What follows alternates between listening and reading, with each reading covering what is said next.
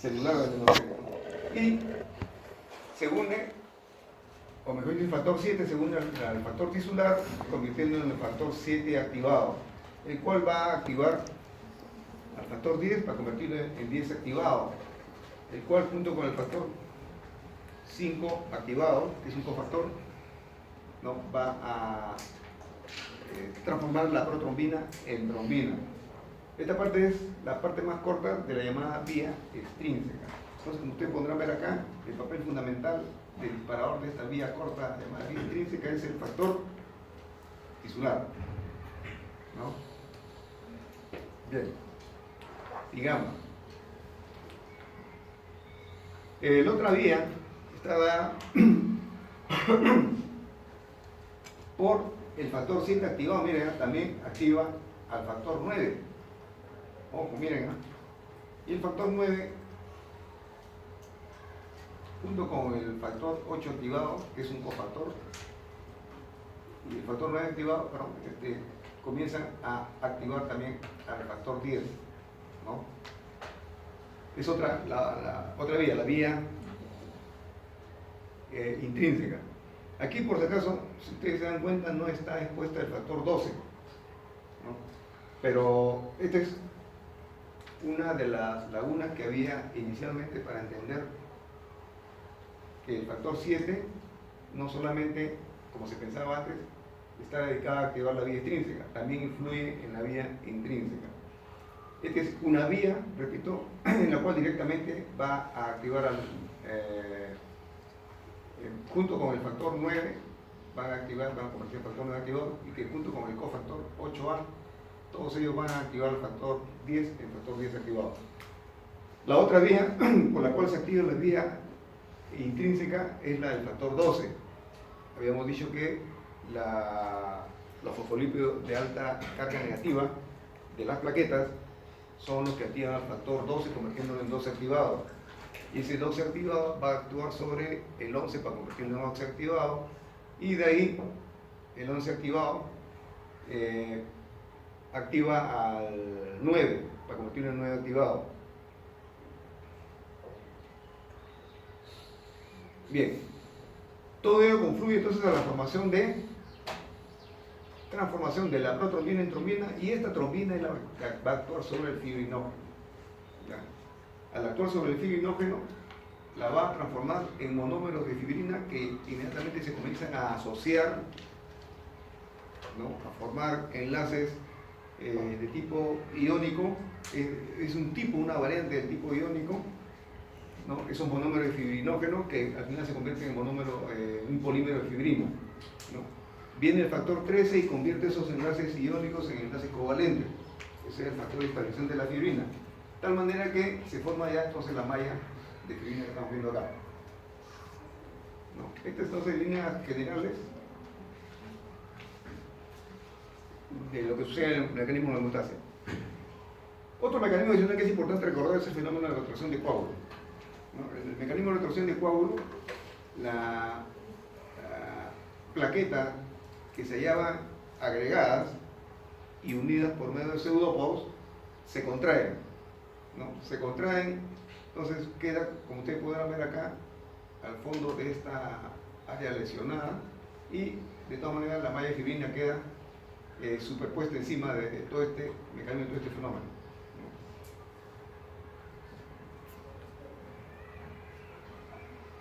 ¿no? Una vez que se ha regenerado esta parte del endotelio, ¿no? Como se puede formar también estructuras colágenas, entra en acción, algo está pasando ahí, ¿no? Entra en acción el mecanismo de la fibrinolisis. En el mecanismo de la fibrinolisis, el papel importante es la aparición de la plasmina.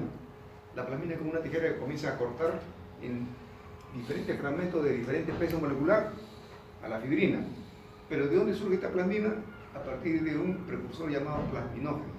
Pero para ello es necesario que este plasminógeno sea transformado. ¿Cómo? Por medio de una molécula llamada activadores de plasminógeno, que son de dos tipos: del tipo tisular y del tipo uroquinasa. Son diferentes moléculas que al final llegan a transformar al plasminógeno y convertirlo en plasmina. Hay otras vías también de activación, ¿no?, del plasminógeno para que se convierta en plasmina. Es un mecanismo exógeno que surge a partir de las calicreínas. Y ahí precisamente entra en acción el factor 12. El factor 12 activa a las calicreínas, a los ciminógenos de alto peso molecular, de tal manera que ellos posibilitan la transformación del plasminógeno en plasmina. Entonces, como ustedes podrán ver, miren, el factor 12, teniendo actividad en la vía intrínseca, también tiene actividad en la activación de la fibrinolisis. Y eso explica por qué en la famosa cascada de la vía intrínseca, cualquier déficit de cualquiera de los factores que conduce a una prolongación del tiempo de tromboclatina parcial activado, como lo vamos a ver más adelante, también llamado TTPA, tiempo de tromboclatina parcial activado, se prolonga.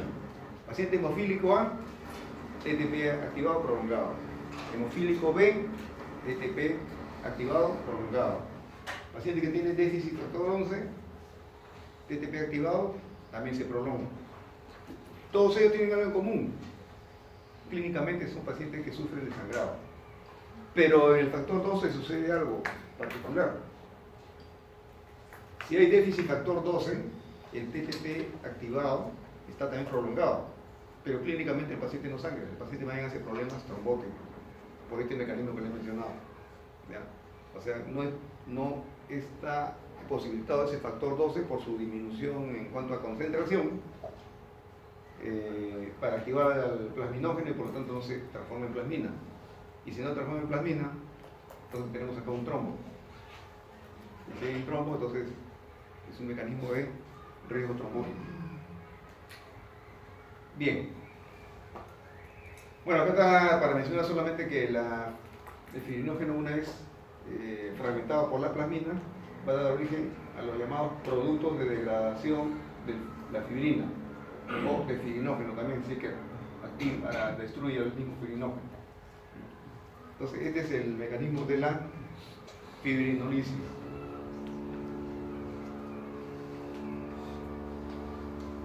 Bien, habíamos dicho que en el mecanismo de los activadores del plasminógeno, el activador tisular de plasminógeno es uno de ellos, ¿no?, que transforma plasminógeno en plasmina. Bien, pero también hay un mecanismo de control, es el llamado inhibidor del activador de plasminógeno. Aquí está numerado como número 1, como pueden ver, pero también hay número 2, inhibidor del activador de plasminógeno tipo 2. Y por último hay en las gestantes el inhibidor del activador de plasminógeno tipo 3. También aquí es importante resaltar el siguiente fenómeno. Las gestantes a partir del tercer trimestre comienzan a incrementar la concentración del inhibidor del activador de plasminógeno tipo 3. Y si esto aumenta, ¿qué significa? ¿Qué significa que aumente el inhibidor? Que esto está bloqueado. Por lo tanto, no hay quien transforme el plasminógeno en plasmina. Y si no hay, significa que la trombina va a continuar. Entonces, las gestantes a partir del tercer trimestre tienen incrementado el riesgo trombótico. ¿Por qué? Nuevamente, repasando, inhibidor del activador de plasminógeno, pero tipo 3 se incrementa a partir del tercer trimestre. Recordar también eso es importante.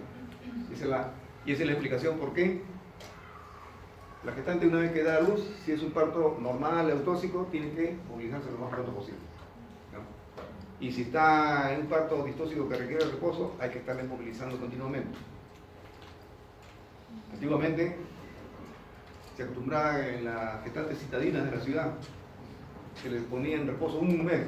Las consecuencias, había complicaciones de tipo embolismo pulmonar, por este fenómeno que les digo. ¿Ya? Entonces lo importante es movilizar a los pacientes puérperas lo más pronto posible, ¿ya?, en la medida en que sea un parto normal, eutóxico. Bien, entonces te saca toda la cascada, ¿no? Es importante recordar, repito, que este fenómeno se encuentra también controlados con mecanismos de inhibición. Los anticoagulantes naturales, por ejemplo, desempeñan un papel acá importante en el mecanismo de detener o controlar la formación del coágulo, ¿no? Una vez que se cumplió la función de bloquear el sangrado, cualquier excedente de trombina, de factores activados, son controlados, son inhibidos por los llamados anticoagulantes naturales. El primero de todos es la antitrombina 3, ¿no?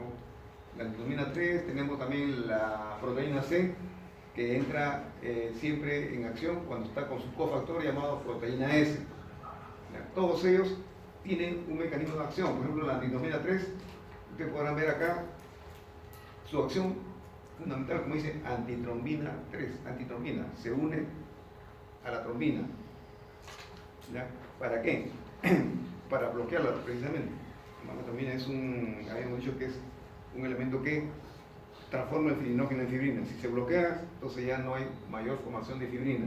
Pero también este complejo antitrombina 3 tiene acción sobre el 10 activado, sobre el 9 activado, ¿no? También. La proteína C, unida con la proteína S, su cofactor, la transforma en proteína C activada, tiene acción sobre el factor 5 activado, lo bloquea. Por lo tanto, también, de igual manera, entonces detiene la coagulación.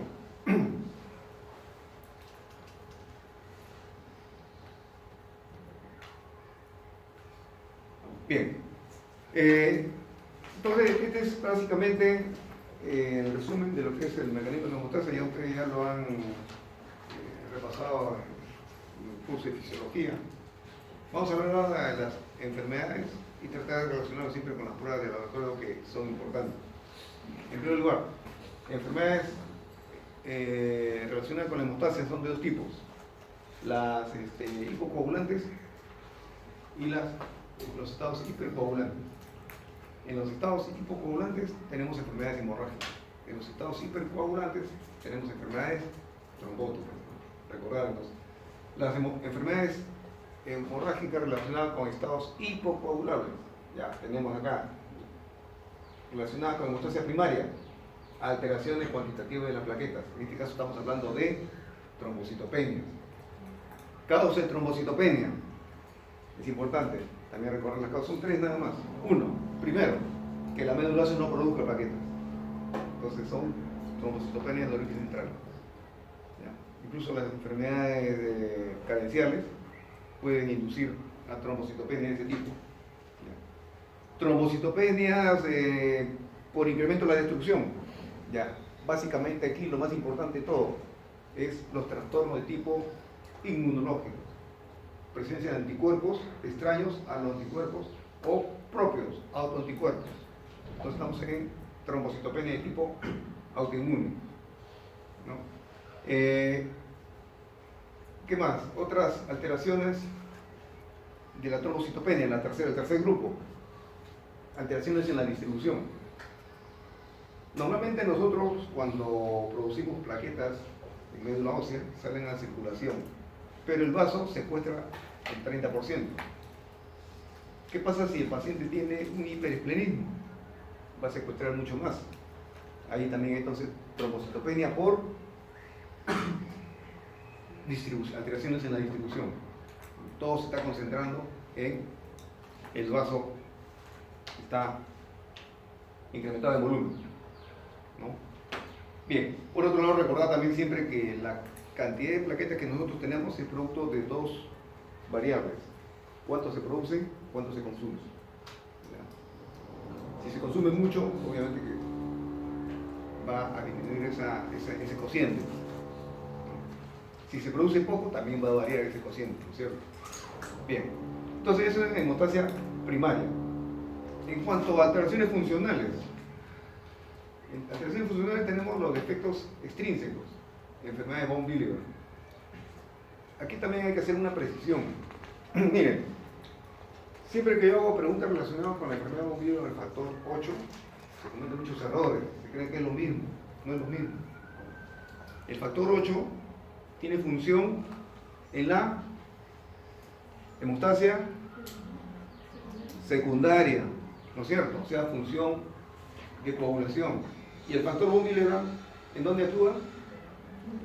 Hemostasia primaria. Por lo tanto, son dos funciones distintas. ¿Ya? Dos, ¿el factor von Willebrand es igual al factor 8? No. El factor 8 está ligado al cromosoma X. ¿Ya? En cambio, el factor von Willebrand, su código genético está en un autosoma, el cromosoma 22. En cuanto a los defectos intrínsecos, son alteraciones propias de la plaqueta, ¿no? Alteraciones en la agregación, por ejemplo, ¿no? La enfermedad de Werner-Soulier, por ejemplo, en la cual no hay un buen ensamblaje de la glicoproteína 1 y por lo tanto falla la adhesión, ¿no? ¿Qué más tenemos? Las alteraciones en la secreción, por algún mecanismo está bloqueado el mecanismo de secreción y por lo tanto no hay activación plaquetaria irreversible, ¿no? ¿Qué más? Alteraciones en el complejo glicoproteico 2B3A, ¿no? También de igual manera. Entonces no hay problemas de agregación. Esos son los defectos intrínsecos propios de la plaqueta. Bien, hasta ahí, estos estados hipercoagulares debido a hemostasia primaria en líneas generales, ¿no? Vamos a ver más adelante en qué consiste cada uno. Luego tenemos la hemostasia secundaria. Aquí estamos hablando básicamente de déficit de factores de coagulación. Y esos déficits de factores de coagulación están relacionados con hemofilia. Bien. En relación a las enfermedades trombóticas, trombofilias adquiridas, también es importante recordar acá, las trombofilias adquiridas debido a trastornos secundarios, ¿no? Puede ser estados sépticos, coagulación intraarterial disseminada. Trombofilias hereditarias son defectos de las proteínas en los anticoagulantes naturales, por ejemplo, ¿no? Ya les mencioné la anticoagulantes naturales, antiglobulina 3, proteína S, todos ellos pueden tener trastornos en la producción de tipo hereditario. Entonces, estos pacientes, al no haber anticoagulantes naturales, siguen formándose los trombos, ¿no? Y los pacientes tienen estados entonces conocidos como estados hipercoagulables.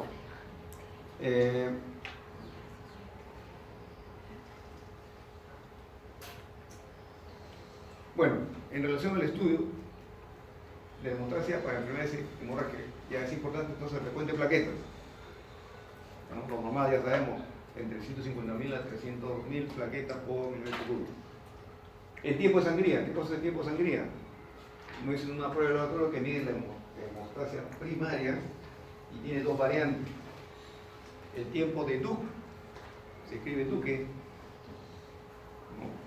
Que está relacionado con el lóbulo de la oreja, que hace una punción en el lóbulo de la oreja con un estilete, obviamente que la superficie está limpia, desinfectada, ¿no? Y se cuenta con un cronómetro a los cuántos segundos debe cohibir la hemorragia. Se usa un estilete delgado, ¿para qué? Para lesionar vasos de pequeño calibre. Porque si yo comienzo a lesionar vasos de mediano calibre o gran calibre, ya estoy activando la hemostasia secundaria. Aquí lo que trata es lesionar vasos de pequeño calibre.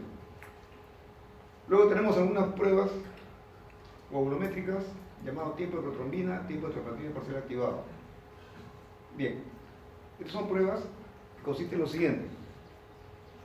De lo que se trata, en primer lugar, de conseguir una muestra de plasma.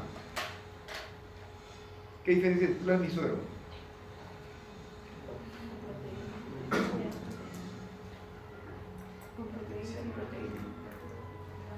En uno de ellos decía con de fibrinógeno y con el factor de población y el suero, el plasma. El suero no tiene factor de coagulación ni fibrinógeno.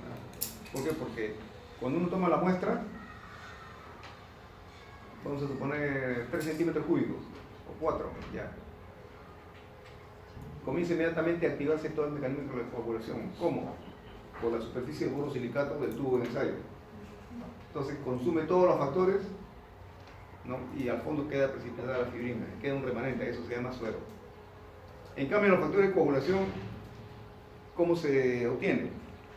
Necesitamos colocar en el tubo de ensayo citrato de sodio a 3.8%, es una solución estándar, ¿ya?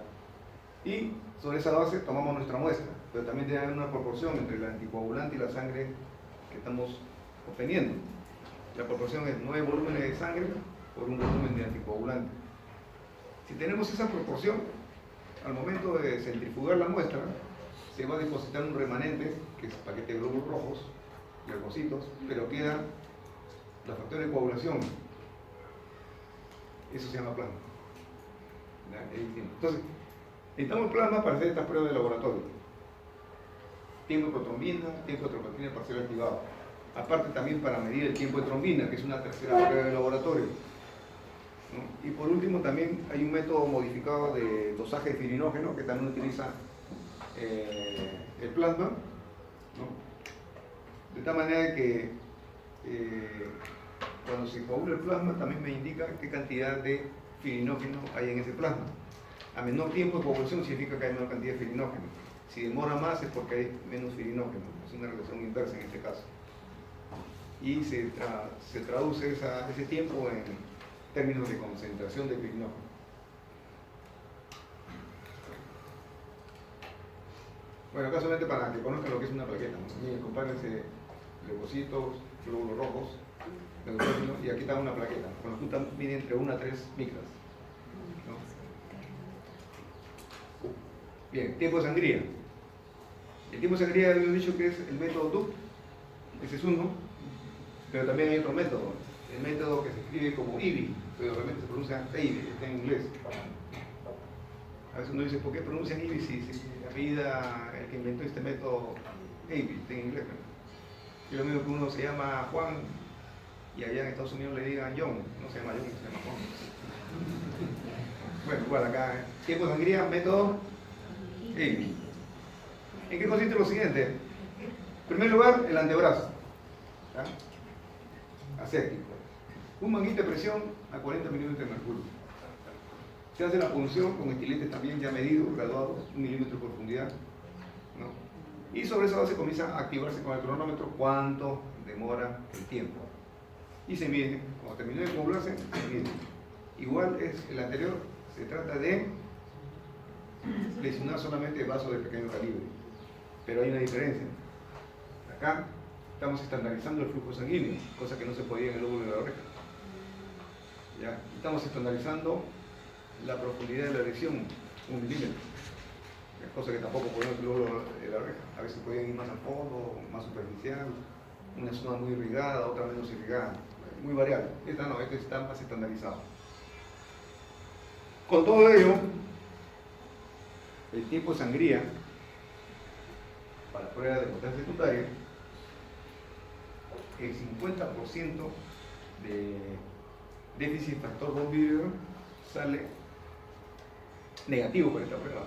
O sea, debería prolongarse, pero no es captado, no es sensible para la enfermedad de von Willebrand leve, el 50%.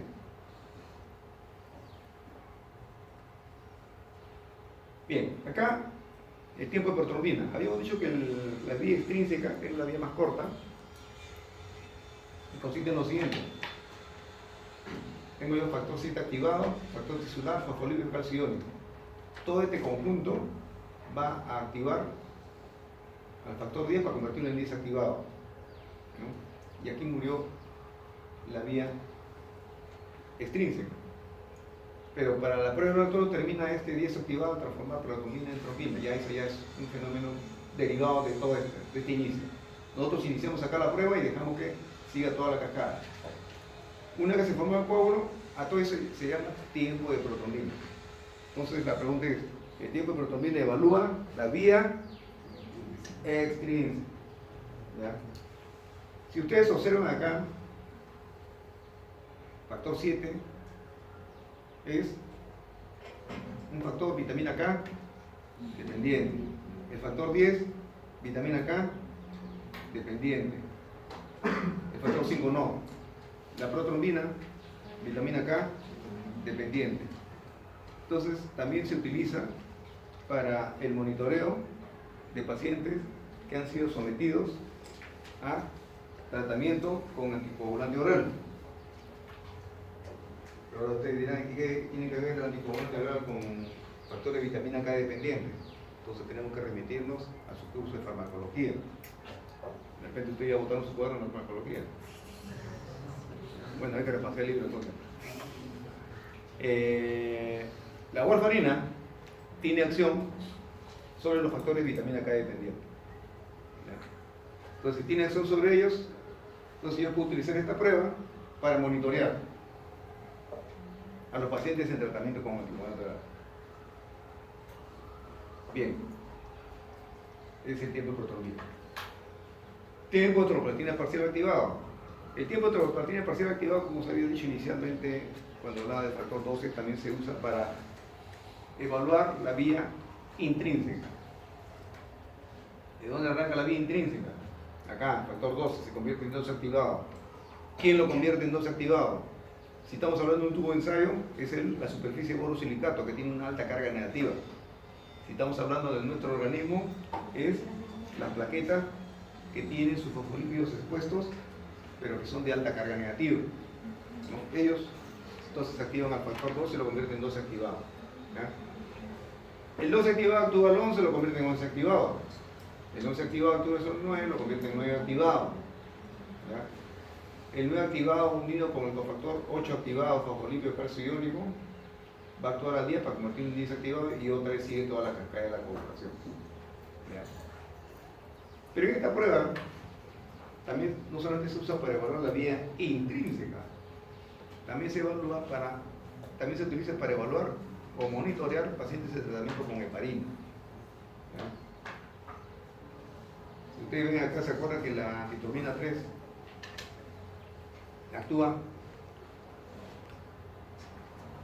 sobre el factor 9, actúa sobre el factor 8, la antitrombina, y actúa sobre el factor 10 activado, ¿no? Entonces, la antitrombina 3 acelera su actividad cuando el paciente está heparinizado de 100 hasta 1000 veces, puede activar su unión, su aceleración en la unión con la trombina con la antitrombina. Y entonces también se usa el TTPA, tiempo de tropoplatina parcial activado, para evaluar el monitoreo de pacientes en tratamiento con warfarina. No está de más recordar por si acaso, heparina. ¿Okay? No está de más recordar por si acaso lo siguiente: la warfarina tiene su punto máximo de acción a las 36 horas. En cambio acá, la heparina, su punto máximo de acción a las 4 horas. Entonces ya ustedes pueden analizar y evaluar cuál es más peligroso: la warfarina, ¿no es cierto? Porque por más que yo le dé, si yo le intoxico a un paciente con warfarina, por más que le dé vitamina K, de repente no va a ser suficiente. En este caso preferimos utilizar plasma fresco para obtener resultados inmediatos antes que empiece a sangrar el paciente, sobre todo la hemorragia intracraneal, que no la vemos sino cuando el paciente comienza a mirar su lesión con los ojos y está inconsciente. Sigamos. Bueno,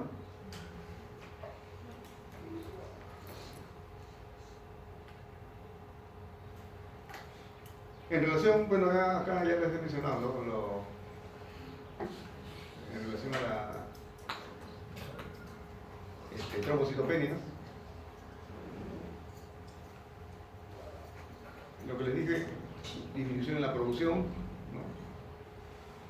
Hipoplasia o aplasia megacariocítica, por aumento en la destrucción, lo más importante de tipo inmunológico, tipo autoinmune, la primaria del PTI, que es la aguda crónica, la no inmune, la de tipo no inmunológica, también es importante recordar: púrpura trombótica trombocitopénica. Miren, púrpura trombótica y al mismo tiempo trombocitopénica. Habíamos dicho que cuando hay trombocitopenia es sangrado, ¿no? Pero en este caso, en esta entidad clínica, púrpura trombótica trombocitopénica, hay trombos y hay sangrado. ¿En qué consiste? Normalmente el von Willebrand se produce en el endotelio, ¿ya? Se produce en el endotelio bajo la forma de monómeros. Entonces no tiene actividad biológica, pero se almacena en el mismo endotelio, bajo la forma de supermultímeros. ¿Verdad? Supermultímeros. ¿Por qué le llaman supermultímeros? Porque si lo comparamos con el factor von Willebrand que está circulando, tiene mayor peso molecular. El factor von Willebrand tiene un peso molecular alrededor de 15 millones de Dalton a 20 millones de Dalton. Bueno, en el endotelio se almacena bajo la forma de 100 millones, 150 millones de Dalton de peso molecular. Esos son supermultímeros. Y es peligroso que circulen así porque tiene alta actividad hiperagregante plaquetaria. Entonces, ¿cómo hacen para salir a la superficie? Comienzan a migrar de los corpúsculos de Weyl-Paladin, acuérdense su histología. Comienzan a migrar y conforme van migrando se encuentran con una despolimerasa, ¿ya? Que es una metaloproteasa cuyo acrónimo es un nombre muy largo, por lo del acrónimo, Adams-D. Ese es su acrónimo, su nombre es esa enzima de polimerasa. Entonces comienza a fragmentar, en el camino comienza a fragmentar hasta que sale a la superficie, ya pesa 20 millones de Dalton, 15 millones de Dalton, ¿no? Puede haber de 8 también, pequeños. Y así circula en sangre periférica. ¿Qué pasa cuando esta metaloproteasa no puede cumplir esa función? Sea porque hay un anticuerpo que bloquea su acción, sea porque no estuvo bien ensamblada, problema genético. Entonces salen a circulación supermultímeros. Y al haber supermultímeros, comienzan a agregarse espontáneamente las plaquetas, ¿no? Se comienzan a formar el trombo blanco. A eso se llama púrpura trombótica. Pero también como las plaquetas ya no están activas, el paciente comienza a sangrar. Son los dos fenómenos que comienza a ver en ese paciente. Por eso se llama púrpura trombótica trombocitopénica. Bueno, hay un tratamiento con respecto a eso, no me da de repente los dos estudiantes se sabrá cuando haga la clase de aféresis. ¿No? Simplemente se trata de limpiar el plasma de esos supermultímeros y colocar un plasma de un paciente normal que tiene su factor von Willebrand en tamaño normal, ¿no? Bien. Síndrome hemolítico urémico. En el síndrome hemolítico urémico, lo que sucede ahí es que comienza a producirse también alteraciones a nivel de glomérulos, generalmente en niños, asociados a un antecedente de enfermedades virales o trastornos digestivos infecciosos por Escherichia coli, ¿no? Y es un fenómeno casi parecido a la púrpura trombótica trombocitopénica, pero focalizado a nivel de glomérulos. Y cuando pasan las plaquetas por ese lado, o cuando pasan los glóbulos rojos por ese lado, ese sitio donde están las lesiones, comienzan a fragmentarse, comienza a haber hemólisis. Trombocitopenia incidental del embarazo. Bueno, en este caso está relacionado con el síndrome HELLP, más caracterizado, HELLP, H-E-L-L-P, HELLP. ¿No? H-E de H, hemólisis, E-L, enzimas del hígado elevadas, y LP, low platelet, plaqueta disminuida. También es un acrónimo. Después trombocitopenia asociada a infecciones, generalmente cuando hay sepsis. Las endotoxinas bloquean muchos receptores de la plaqueta. Entonces en este caso comienza a haber sangrado, se consumen las plaquetas, pero cuando se bloquean ya no cumple la función de agregarse, ¿no?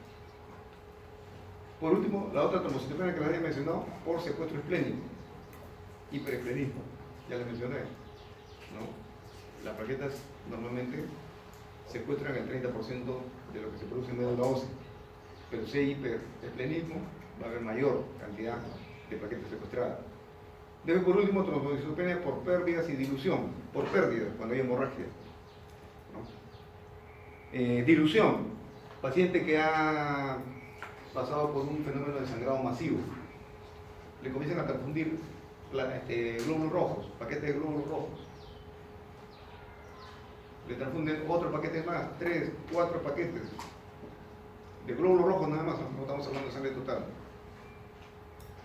Basta con que haya transfusión de 4 paquetes de glóbulos rojos para que comience a declinar la concentración de plaquetas por fenómeno dilucional. Ahora, si le pongo 8, ya ese paciente ya sí hace una trombocitopenia severa. Hay que tener mucho cuidado por eso. Con las transfusiones de paquetes de glóbulos rojos. También los dos ahorita ya cuando haga la última clase, el último capítulo, ahí les voy a explicar todos estos fenómenos, ¿no? Fenómeno dilucional por transfusión de glóbulos rojos sin compensarle con las plaquetas. Púrpura trombocitopénica, entonces inmunológica, enfermedad causada por autoanticuerpos que se unen a la estructura de la membrana plaquetaria. Por lo tanto, acortan su supervivencia, ¿no?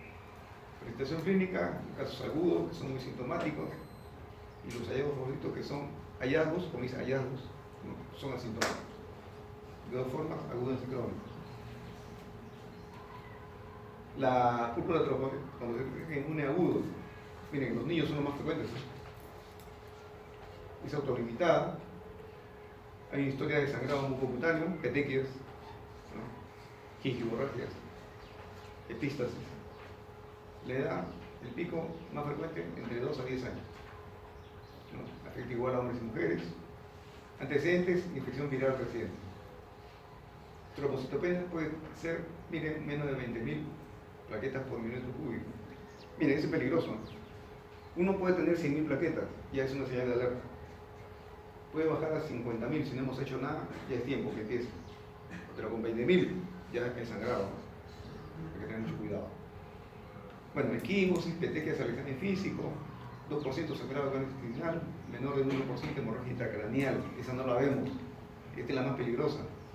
El sangrado, de repente intestinal lo puedo ver yo, si el paciente hace una hemorragia o de repente hace una hepatoquesis, ¿no? Pero la intracraneal no la vemos, solamente nos damos cuenta, repito nuevamente, cuando el paciente ya comienza a perder la conciencia. A veces basta con uno lo mire que el paciente está mirando al fondo, al infinito, ya ese paciente se está yendo. Ese hemorragia intracraneal. Yo he visto casos así, no le toman importancia. Están haciendo una entrevista ahí al paciente, lo que está haciendo, pero no, el paciente está mirando al infinito. A emergencia ahorita porque el paciente está haciendo una hemorragia intracraneal. En otros casos he visto que ya demasiado tarde, el paciente está inconsciente y con los ojos mirando, está mirando su lesión, hay una hemorragia intracraneal ahí. Ya cuando llegue su clase de neurología van a saber por qué mira a la lesión. Ya. 80% de casos repite espontáneamente un nuevo cuando se trata de púrpura trombocitopénica aguda. Pero ojo, esto es lo que hay que nosotros tener alerta, no llegar a esto. Bueno, el crónico, adultos. El PTI crónico, en su pico máximo de 20-50. Más frecuente en mujeres, proporción 2 a 1. No hay antecedente en este caso de infección viral. Historia de sangrado mucocutáneo, comienza gradualmente, ¿no? Pequeñas petequias, al siguiente mes más petequias, de repente desaparecen y otra vez aparecen, pero mucho más. 30% de los pacientes se enfrentan con región de plaquetas mayor a 30.000, ¿no? O sea, todavía se puede sostener el paciente. Pero no debemos llegar a eso, ¿no? Repito. Con 100.000 ya suena la alarma ahí. Discrepancia entre intensidad de los síntomas y el región de plaquetas. Claro, yo puedo encontrar al paciente con 50.000 plaquetas y sin embargo el paciente también está sufriendo de hemorragias, ¿sí? Gingivorragias, epístasis. 90% de los casos evoluciona pero en forma crónica. Bueno, acá esto es solamente un gráfico para saber cómo que se pueden formar los autoanticuerpos. Aquí se transfunden unas plaquetas que son extrañas al organismo, ¿no? Que tienen una proteína que no lo tiene el receptor. En un intento de bloquear ese anticuerpo también bloquean proteínas vinculadas a otras glicoproteínas que son propios del receptor y ahí empieza el mecanismo de la autoinmunidad. Bien, en la enfermedad la enfermedad hereditaria de hemostasia primaria de tipo autosómico dominante, autosómico, ¿no? O sea, no es el cromosoma X, sino es un autosoma. causada por una disminución cuantitativa o funcional del factor von Willebrand, que produce un defecto de adhesión plaquetaria. La frecuencia y gravedad de las hemorragias multifocal son muy variables. Lo importante acá es defecto disfuncional o también cuantitativa. Son dos. Cuando es cuantitativa, estamos hablando de cantidades. Factor von Willebrand tipo 1 es un defecto leve en la producción de factor von Willebrand, está levemente disminuido. Cuando el factor de enfermedad von Willebrand, es muy severo, la producción de este factor von Willebrand, también, repito, es muy severo. O sea, los dos son, el 1 y el 3 son cuantitativos, trastornos cuantitativos en la producción de von Willebrand. ¿No?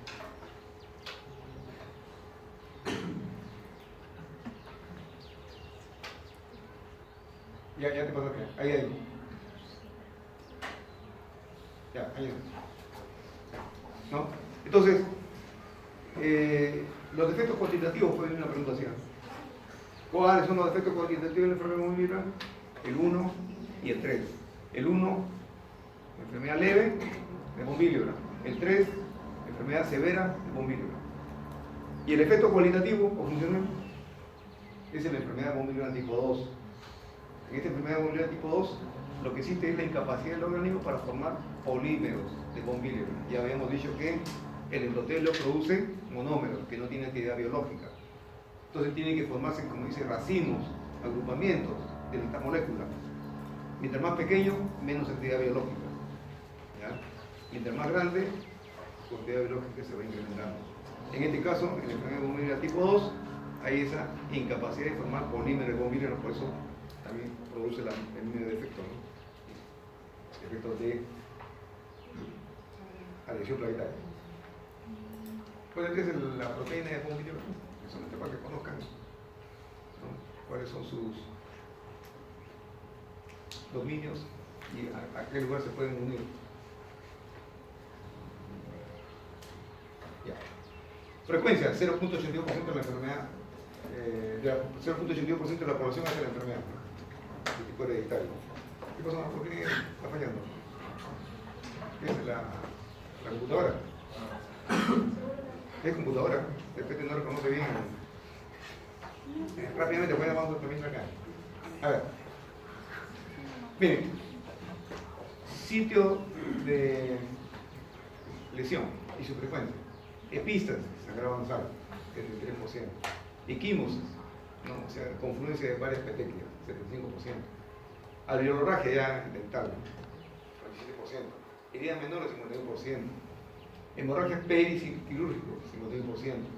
Menometrorragia, 62%. Hemorragia periparto, 60%. Púrpura petequial, 4%. Hemartrosis, hematoma, 10%.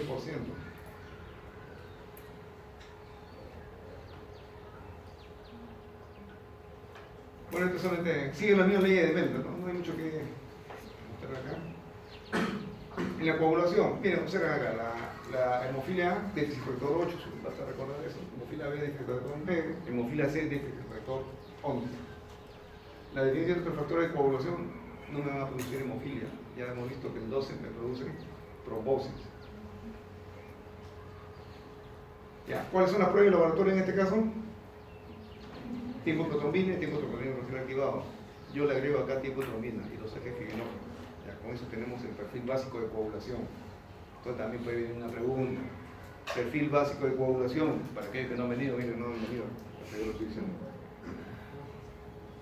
Tiempo de protrombina, que evalúa la vía intrínseca. Monitorea pacientes en tratamiento con warfarina. Tiempo de trombina parcial activado, evalúa la vía intrínseca. Monitorea a los pacientes de tratamiento con warfarina, ¿no es cierto? Si ustedes se dan cuenta, la warfarina, anticoagulante oral, la heparina, anticoagulante parenteral. ¿Ya? Se puede utilizar en bolo, vía venoso, subcutáneo, intramuscular. ¿Ya? Pero también hay que agregarle aquí Para el perfil de coagulación básico, tiempo de trombina y dosaje de pirinógeno. Bien, hemofilia A y B. Bueno, 5 a 100 casos dice por millón de habitantes. De 8 a 9 casos de hemofilia A por cada caso de hemofilia B. Es mucho más frecuente.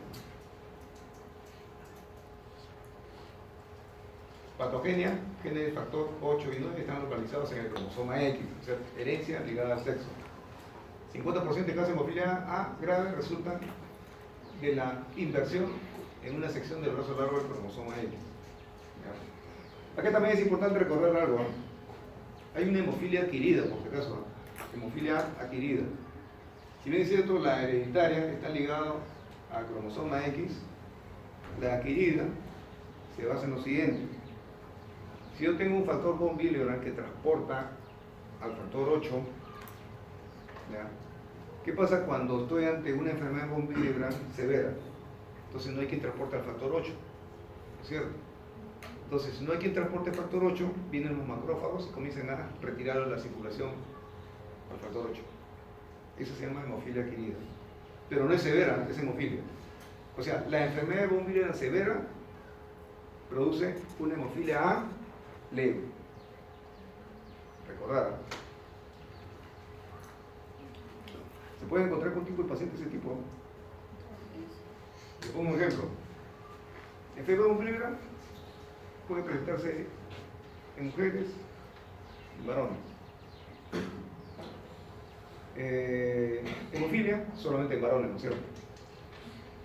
Pero si fuera una enfermedad de von Willebrand en una mujer severa, sí podemos encontrar una hemofilia A, pero leve, ¿no? O se nos puede pasar, porque dice, bueno, como mujer, la hemofilia A está ligada al sexo, X, cromosoma X, y acá no hay ese problema, porque la mujer tiene los dos genes XX, no va a pasar nada, ¿no? Pero no, sí puede pasar. Si la paciente tiene enfermedad de von Willebrand severa, puede tener una hemofilia A leve, adquirida, no hereditaria, adquirida. Tratamiento, lo primero que le doy, factor von Willebrand. Y si para eso continúa, ya rápidamente soluciona el problema dándole factor 8. Pero preferible empezar con factor von Willebrand. Recordar, ¿no? Si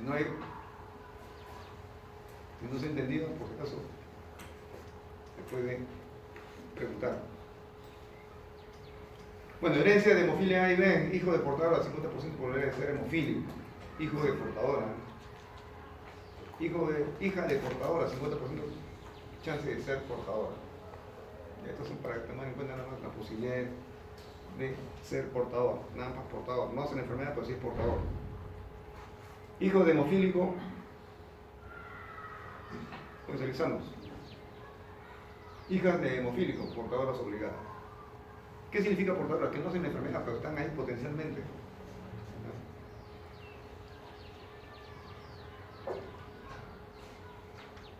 Ya, esto es en relación a la gravedad de la hemofilia.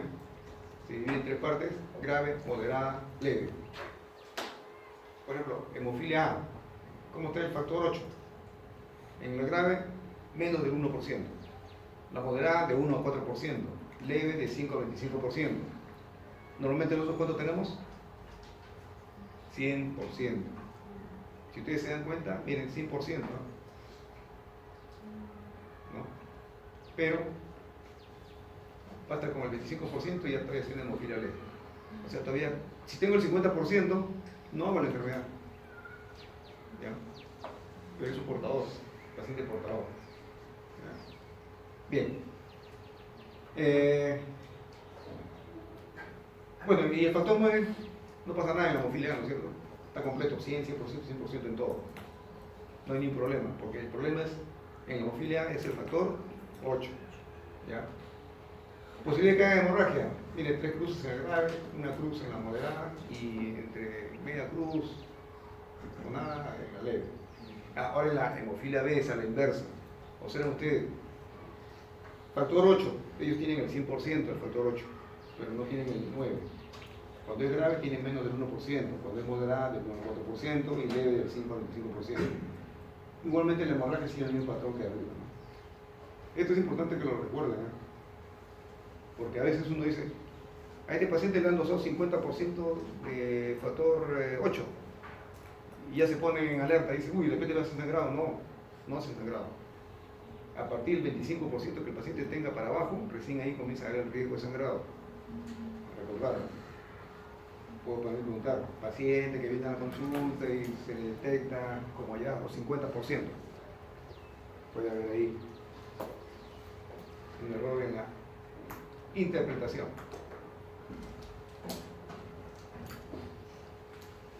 Esto también es importante que lo dominen, ¿eh?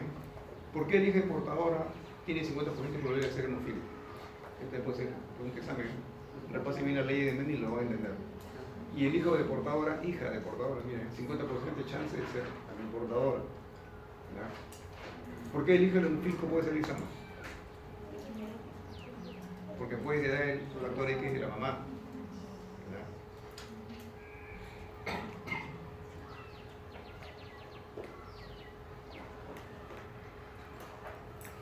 Bueno, en relación a las enfermedades trombóticas, en primer lugar, ¿no? Alteración del mecanismo hemostático que predisponen a trombosis. ¿Ya? O sea, es un estado hipercoagulado. Desarrollo de trombosis espontánea o de gravedad proporcional al estímulo. Fenómenos trombolíticos recurrentes o que aparecen a edad temprana. Tendencia a desarrollar trombosis como consecuencia de factores predisponentes, que pueden ser genéticos, adquiridos o determinados también. ¿Cuáles son estos? Bueno, primero los factores predisponentes, considera lo siguiente: cirugía, trauma, inmovilización prolongada, ya la mencioné, la éstasis venosa, ¿no? Sobre todo de los miembros inferiores. Nosotros tenemos dos sistemas de circulación venosa en los miembros inferiores: las externas, las superficiales, y las profundas. Las más peligrosas son las profundas. ¿Por qué? Porque están en contacto directo, van a desembocar con el lia que llega al sistema de la vena cava, ¿no? Y de ahí puede entrar la circulación pulmonar. Bien. Edad avanzada también, ¿no? Como son pacientes que paran en reposo. Uso de anticonceptivos orales también se ha estudiado, ¿no? El embarazo del prepuberto, por lo que le mencioné, ¿no? El inhibidor de la tiroideoplasia tipo 3 se incrementa. Terapia de reemplazo hormonal, sobre todo cuando estamos hablando acá de los trastornos llamados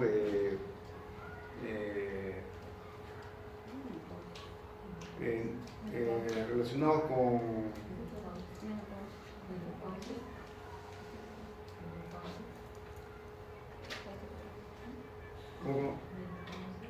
no, menopausia no es reemplazo hormonal, pero relacionado con un trastorno que induce un estado hipercoagulable en la anticardiolipina y el anticoagulante lúpico.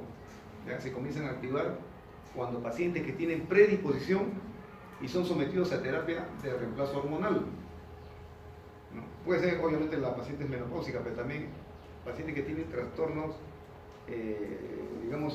hormonales y son jóvenes, todavía están en el estado, digamos, en edad fértil, pero sin embargo tienen predisposición a hacer anticoagulantes lúpicos o hacer trastornos de anticardiolipina, ¿no?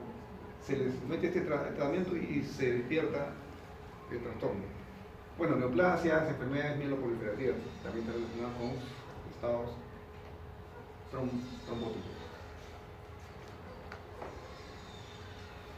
La causa más frecuente es factor 5 Leydig, que es un trastorno, una alteración del factor 5. ¿Ya? Es un factor 5 anormal, patológico. Hay una mutación numerada así, G2021-0A, el gen de la protrombina, el que tiene el código de la protrombina. Y la mutación de esta proteína, ¿cómo se llama? Homocisteína, la homocisteína. Ya, las causas más frecuentes son estas, ¿no? De trombofilia hereditaria. Las raras son deficiencias de vitamina 3, deficiencia de proteína C, deficiencia de proteínas que la mencioné, los anticoagulantes naturales. ¿Ya? Recordar, esto es trombofilia hereditaria. Recordar también, hemos hablado de hemofilia, hemos hablado de enfermedad hemofílica, hemos hablado de estados hipercoagulables. Los más frecuentes son estos estados hipercoagulables, sean de los raros o los frecuentes, pero todo esto es más frecuente porque ahí hay que sumarle los otros, los adquiridos. Embolia pulmonar, trombosis vena profunda, ¿no? Las coronariopatías también están en este grupo, la presencia de ateromas, ¿no? Todos ellos pueden también relacionarse con estados hipercoagulables. Bueno, este es un resumen de todo lo que hemos mencionado. Bueno, esto es solamente un cuadro, ¿no? De acá, de estadística, pero más o menos quiere relacionar, ¿no? Deficiencia de antitomina 3, proteína C, proteína S, factor 5 Leydig, la mutación de la protrombina, ¿no? De una población general, 4 pueden hacer trombosis venosa y el riesgo relativo. Bueno, solamente para esto, prácticamente para que conozcan cómo es la prueba de laboratorio, no porque todos son cuestiones técnicas. Bueno, ese es el código genético del factor 5 Leydig, cómo se altera. Bueno, características principales de la residencia de la proteína C activada hereditaria. En primer lugar, la herencia es autosómica dominante. Valores en sujetos afectados, heterocigotes, razón PSA baja, homocigotes, razón PSA muy baja. Síntomas trombóticos, trombosis venosa profunda, factores predisponentes, embarazo, cirugía, anticoagulantes, prevalencia. Bueno, este es en Chile, donde ellos hicieron un estudio interesante. Básicamente, son algunos datos estadísticos para que nos den una relación entre. Bueno, acá nuevamente lo que hemos conversado acerca de la vía intrínseca, extrínseca. Característica principal de la mutación del gen 20-210A de la protrombina, la herencia igual autosómico dominante, ¿no? Síntomas trombóticos, trombosis vena profunda. Bien, estudio de laboratorio de una trombofila. En primer lugar, ¿qué prueba? La antitrombina. Para la antitrombina, aquí hay que hacer ensayo funcional, no el antigénico, porque también hay un estudio antigénico de la antitrombina. En este caso es la actividad funcional de la antitrombina. De la proteína C igual, ensayo funcional. Proteína S igual, ¿no? Pero también se puede pedir el estudio de la parte antigénica de la proteína S. ¿Por qué? Porque el anticuerpo puede estar influenciando en su función de cofactor. Resistencia a la proteína C activada. Bueno, este es un método, es una prueba especial, ¿no?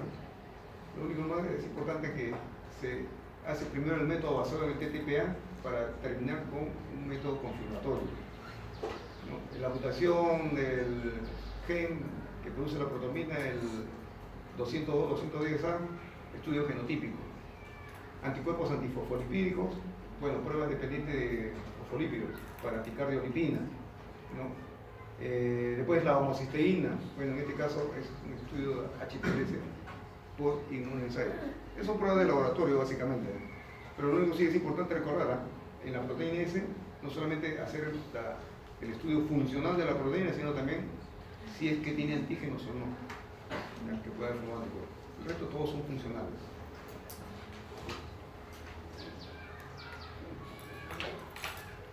Ahí está. Bien, y ahí no me ha quedado un poco. ¿Alguna pregunta? Doctor, Sí. ese PAI3 que se dan las gestantes, ¿cuánto tiempo va a estar presente? ¿Cuál? Es el PAI3. PAI3. Ajá. Ya. Miren, generalmente, repito, se eleva a partir del tercer trimestre, la paciente da a luz, ya comienza a declinar. ¿Ya? Y generalmente es entre 4 a 6 semanas, mes y medio más o menos. Durante ese tiempo tiene que estar en inmovilización, digo, Tratar de movilizar al paciente, ¿ya? En la medida de lo posible, ¿eh? Por eso generalmente cuando es parte tóxico al tercer día se le da alta al paciente, el paciente comienza a movilizarse. Miren, acá una vez hicieron un estudio, estoy hablando del año, yo el estudio lo ponía a leerlo, el año 1963, hicieron un estudio. Puérperas en Lima, alta incidencia en embolia pulmonar. Puérperas de Cusco, casi nula estas complicaciones postparto. Asociaron el tema de la movilización. Allá las campesinas, en esa época, 60 y tantos, ¿no?, daban a luz e inmediatamente se ponían a trabajar. Incluso ahí en ese artículo mencionaban cómo eran las costumbres allá de dar a luz, ¿no?, con una piedra chancada, dice, cordón umbilical, ¿no? Estaban un día amamantando al bebé recién nacido y al día siguiente a la espalda con su bebé y se iban a trabajar. Entonces, cuando se comenzó a observar este fenómeno del incremento del inhibidor de la actividad inflamatoria tipo 3, se encontró la razón, la explicación, por qué las gestantes deben movilizarse lo más pronto posible. Pero ojo, prima siempre la condición clínica del paciente.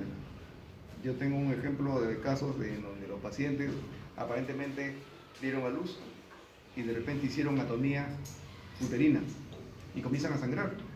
Pero el sangrado es interno, o sea, el útero está, digamos, como una especie de, formando una colección de sangrado, está perdiendo volumen, pero no lo ve uno. Después el paciente le dice que se levante para que vaya a bañarse, que se vaya al baño y ¡boom!, se desmaya. La clínica es importante. Puede haber dado a luz normalmente, mínimo puede que tomar la presión. Mínimo preguntarle al paciente cómo se siente, de repente estaba con taquicardia, nadie le da la importancia. Esos son señales de sangrado. Por eso digo, acá siempre la clínica, la clínica, la clínica. Todo lo que yo les puedo explicar ahora es teoría, solamente para orientación, pero ustedes aplíquenlo. Bien, ¿alguna pregunta? ¿Otra pregunta más?